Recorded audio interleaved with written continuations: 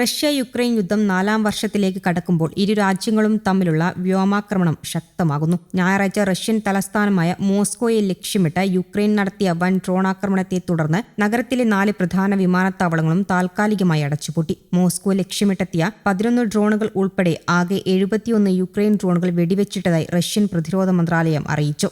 ഷെറമറ്റീവോ, ഡെമോഡെഡോവോ, ഷുക്കോവ്സ്കി എന്നീ വിമാനത്താവളങ്ങളുടെ പ്രവർത്തനം സുരക്ഷാ കാരണങ്ങളാൽ 1 മണിക്കൂറോളം നിർത്തിവെച്ചു.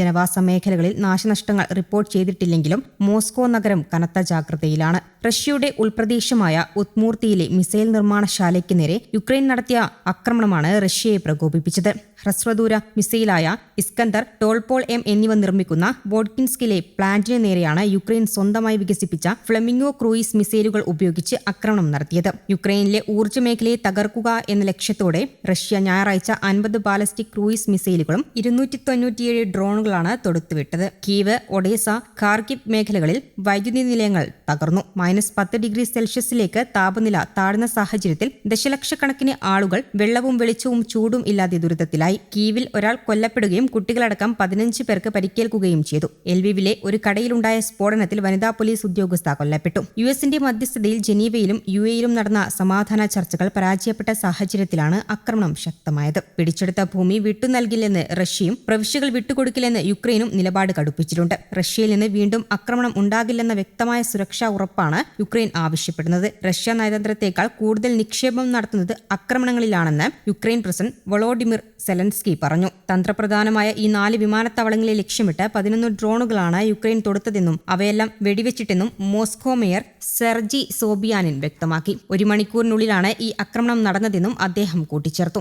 അതേസമയം റഷ്യയിലേക്ക് യുക്രൈൻ ആകെ 71 ഡ്രോണുകൾ അയച്ചെന്നും റഷ്യൻ വ്യോമ പ്രതിരോധ സംവിധാനം അവയെല്ലാം തകർത്തെന്നും റഷ്യൻ പ്രതിരോധ മന്ത്രാലയം അറിയിച്ചിട്ടുണ്ട്. യുക്രൈൻ അധിനിവേശത്തിന്റെ 4ാം വാർഷികത്തിന് 2 ദിവസം മാത്രം ശേഷിക്കെയാണ് റഷ്യക്കെതിരായ ഈ ശക്തമായ ഡ്രോൺ ആക്രമണം. എന്നാൽ ഡ്രോണുകളുടെ അവശിഷ്ടങ്ങൾ പതിച്ച് കെട്ടിടങ്ങൾക്ക് കേടുപാടുകൾ സംഭവിച്ചിട്ടുണ്ടോ എന്ന് പരിശോധിച്ചു വരികയാണെന്ന് റഷ്യ വ്യക്തമാക്കി. യുദ്ധത്തിന്റെ 4ാം വാർഷികത്തോട് അടുക്കുമ്പോൾ മോസ്കോ ഉൾപ്പെടെയുള്ള വിവിധ പ്രദേശങ്ങളെ ലക്ഷ്യമിട്ട് യുക്രൈൻ ഡ്രോണുകൾ പതിവായി അയക്കുന്നുണ്ടെന്നാണ് റഷ്യയുടെ ആരോപണം. ഫെബ്രുവരി 24-ന് റഷ്യയുടെ യുക്രൈൻ അധിനിവേശം 4ാം വർഷത്തിലേക്ക് പ്രവേശിക്കുകയാണ്. ഈ സാഹചര്യത്തിൽ റഷ്യയുടെ ഉള്ളിലേക്ക് നേരിട്ട് ആക്രമണം നടത്തി തിരിച്ചടിക്കാനാണ് യുക്രൈൻ ശ്രമിക്കുന്നത്. മുൻപൊക്കെ അതിർത്തി നഗരങ്ങളിൽ മാത്രം ഒതുങ്ങി നിന്നിരുന്ന ഡ്രോൺ ആക്രമണങ്ങൾ ഇപ്പോൾ മോസ്കോ പോലുള്ള തന്ത്രപ്രധാന നഗരങ്ങളെ ലക്ഷ്യമിടുന്നത് റഷ്യയ്ക്ക് വലിയ വെല്ലുവിളിയാണ് ഉയർത്തുന്നത്. യുദ്ധം നീണ്ടുപോകുന്തോറും റഷ്യൻ വ്യോമ പ്രതിരോധത്തിന്റെ കാര്യക്ഷമത പരീക്ഷിക്കുന്ന തരത്തിലുള്ള നീക്കങ്ങളാണ് യുക്രൈൻ നടത്തുന്നത്.